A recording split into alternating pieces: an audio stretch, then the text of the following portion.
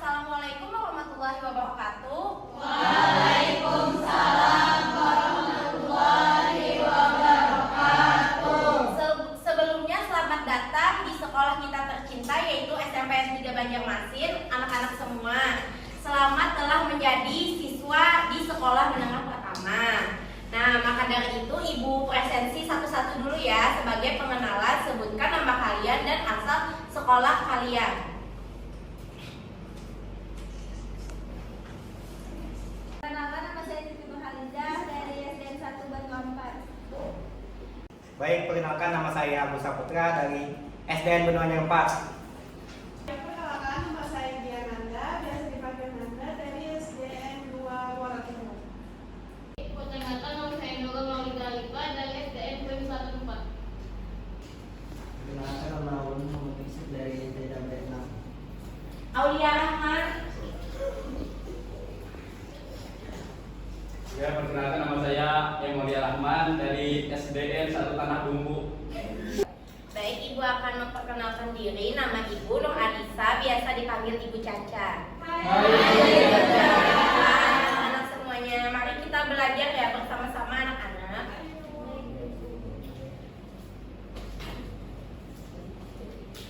Untuk materi pertama ini kita mengenai keberadaan diri dan keluarga.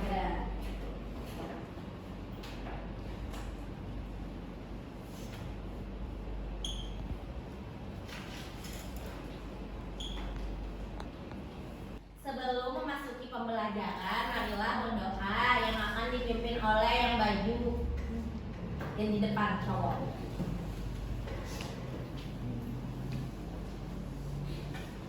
Baik kawan-kawan, sebelum kita mulai pembelajaran pada hari ini, alangkah lebih baiknya kita berdoa terlebih dahulu. Berdoa dimulai. Berdoa selesai. Baik anak-anak, kita sudah memasuki materi yang pertama. Karena ini pertama kalinya kalian belajar di kelas, buka halaman 3. Sudah punya bukunya semuanya kan? Oke, nanti ketua kelas datangi ibu di kantor ya, kita ke perpustakaan untuk mengambil bukunya. Hitung aja temannya yang belum mendapatkan buku.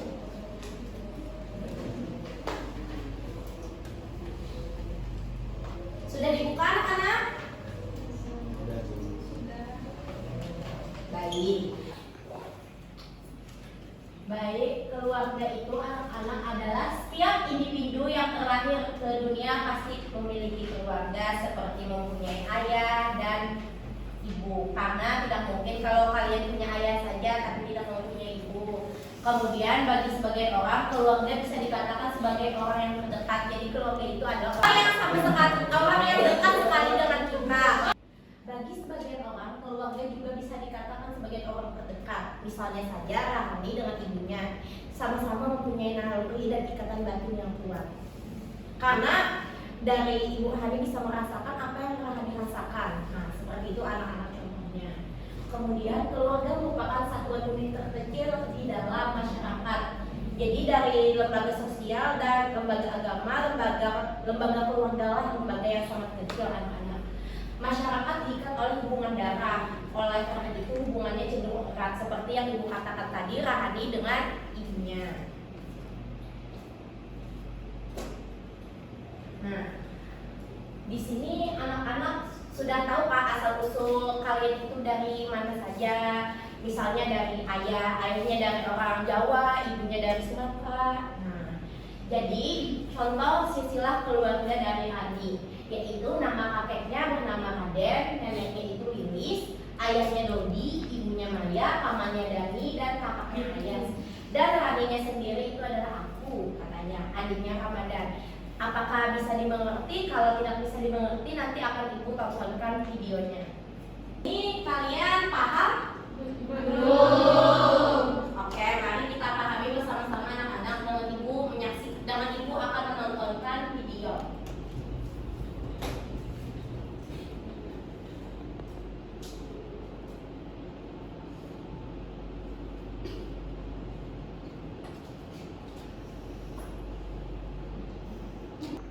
Nah, kalian tonton video ini dulu ya anak-anak.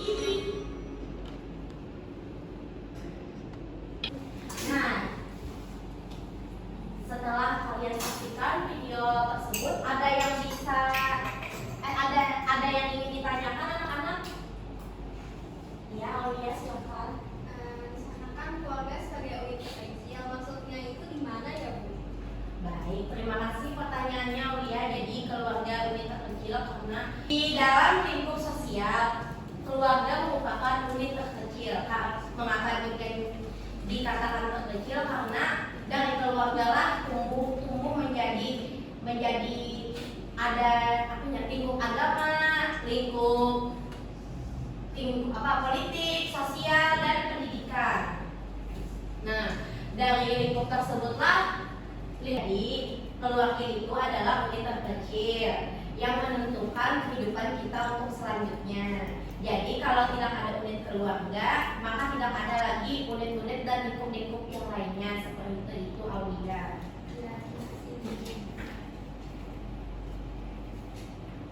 Nah, kemudian kita memasuki materi yang kedua, yaitu fungsi keluarga.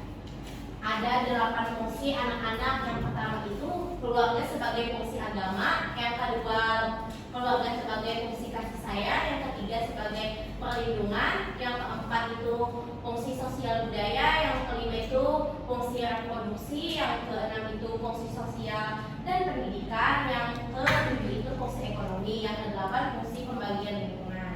Baik, sepertinya Yusuf sudah mengantuk, maka dari itu kita tetap semangat anak-anak. Kalau ibu bilang tetap semangat, kalian harus semangat ya semuanya.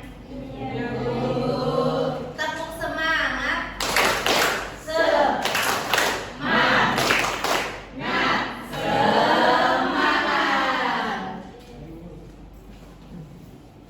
Nah, apa saja sih 8 fungsi ini? 8 fungsi agama. Baik, ibu akan menjelaskan satu persatu, buka di halaman 4 ya anak-anak. Nanti setelah ini kalian akan ibu beri kelompok berdua-berdua, masing-masing 2 orang. Yang pertama itu fungsi agama. Agama adalah kebutuhan dasar bagi setiap manusia. Di dalam agama, sejak di dalam kandungan, keluarga tempat pertama anak mengenal agama. Keluarga dalam hal ini dipasarkan menanamkan, mengembangkan nilai-nilai luhur agama seperti menjadi baik dan bertakwa. Kemudian fungsi kasih sayang, karena di dalam keluarga kasih sayang itu sangat perlu Agus. Misalnya Agus mau minta sama mamanya itu motoran, terus tuh kata mamanya nanti dulu Agus tuh harus mempunyai sesuatu yang bisa dibanggakan untuk orang tuanya. Maka dari itu bukti sayangnya Mama Agus kepada Agus ya Agus. Kemudian fungsi perlindungan. Misalnya saja nih, Muna berantem dengan Aulia gara-gara berebutan spidol.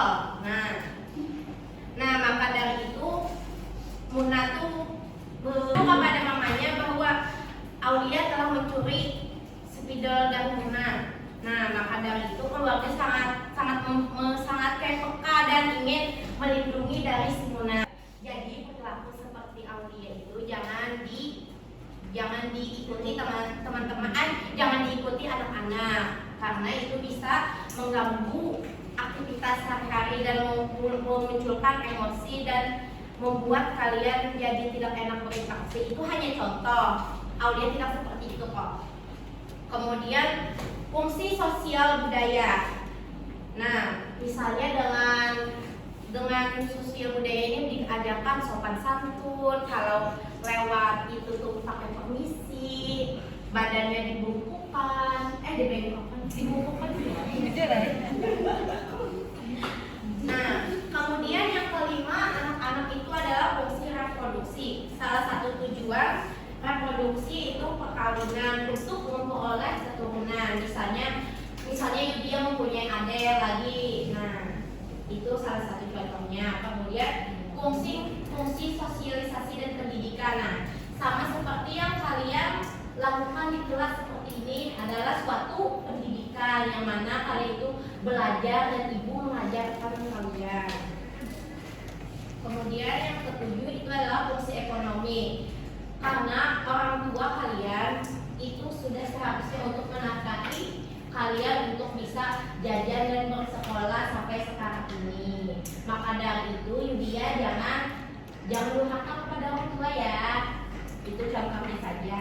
Kemudian fungsi lingkungan, Nurul Hasanah contohnya seperti Nurul Hasanah yang sering menyapu. Nah, yang ke belakang itu fungsi lingkungan. Misalnya saja Dr. Hasanah tadi pagi Ibu lihat sudah membersihkan lingkungan, menyapu-nyapu, menyirami tanaman. Itulah fungsi lingkungan yang ditanamkan keluarga Dr. Hasanah sampai sekarang telah dilakukan terus-menerus. Baik, ada yang bisa Ibu, ada yang ingin ditanyakan anak-anak sebelum Ibu akan mengasih kalian tugas?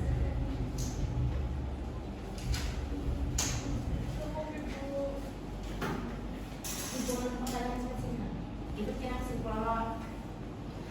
Ada yang ingin ditanyakan atau Ibu yang bertanya ke kalian? Ibu-ibu yang bertanya, Iya, silakan Inayah atau Khadijah. misalkan tidak ada ibu, berarti fungsi kasih sayang itu kurang kan ibu? Tidak baik, Ibu akan menjawab pertanyaan dari Inayah atau Khadijah. Bukan seperti itu juga Inayah atau Khadijah. Jadi jika tidak ada air bijah, maka ada ibu kan yang menggantikan maksudnya.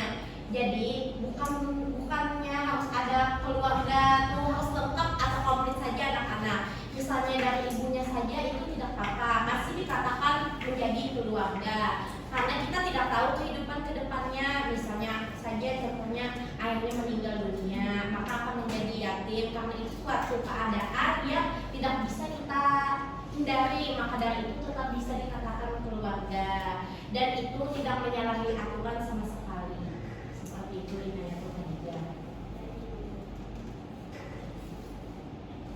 Mungkin materi kita hari ini sudah cukup anak-anak. Ini nanti Ibu bagikan untuk ketua kelas, bisa bagikan ini soal-soal dari Ibu. Tapi nanti dulu karena Ibu ingin menyimpulkan hari ini. Kesimpulan dulu. Baik Ibu, karena telah berakhir pembelajaran kita hari ini, ada yang dapat bisa menyimpulkan? Ya, Putri silakan. Nah, kesimpulan pembelajaran kita pada hari ini anak-anak adalah keluarga menjadi suatu wujud terkecil namun kompleks keberadaannya. Setiap orang dalam keluarga memiliki peran masing-masing, seperti anak yang perlu dukungan orang tuanya, baik secara materi maupun emosi, sehingga anak dapat tumbuh dengan baik dan sesuai dengan nilai norma yang berlaku. Keberadaan keluarga sangatlah penting, khususnya sebagai dukungan emosional. Setiap anggota keluarga memiliki perasaan yang terikat satu sama lain, seperti yang dicontohkan Rahani dengan ibunya tadi. Oleh karena itu, kehadiran keluarga patut disyukuri dan kalian harus mensyukuri kalian sedang mempunyai orang tua yang lengkap maupun tidak lengkap, itu tidak masalah anak-anak. Yang penting kalian mempunyai yang namanya itu keluarga, baik itu ayah, ibu, bibi, dan paman. Keluarga memiliki fungsi sebagai sistem pendukung dan penyemangat yang penting dalam kehidupan. Jadi dalam keluarga sangatlah dibutuhkan yang namanya penyemangat, karena tujuan kalian di sekolah ini kan untuk memberikan apa namanya yang terbaik, dan itu membuat rasa semangat tumbuh di dalam kehidupan. Keluarga juga merupakan orang yang akan menenangkan saat sedang terpuruk. Jadi saat kita sedih, gembira, keluarga lah orang yang paling tahu itu semua. Ataupun ikut bergembira di saat senang, itu adalah keluarga. Jadi pesan Ibu kepada kalian semua, cintailah keluarga kalian walaupun sering berantem dengan kakak ataupun adik, karena mereka adalah keluarga. Dari sekian banyaknya orang di dunia ini, hanya keluarga lah yang mampu ikut dalam, hanya keluarga lah yang tahu tentang diri kita. Maka dari itu sebisa mungkin hindarilah pertengkaran dengan keluarga. Kemudian Ibu nanti akan membagikan ini kepada Agus untuk dibagikan ke teman-temannya. Tugasnya itu 2 orang. Tadi kata Ibu berkelompok. Untuk kelompoknya Ibu bagikan atau kalian pilih sendiri? Baik. Ini Agus nanti sampaikan ke teman-temannya ya. Baik, pembelajaran hari ini Ibu tutup. Jangan lupa dikerjakan tugasnya. Minggu depan nanti Ibu nilai lagi dan kalian akan mempresentasikan. Akhirul kalam. Wassalamualaikum warahmatullahi wabarakatuh. Waalaikumsalam.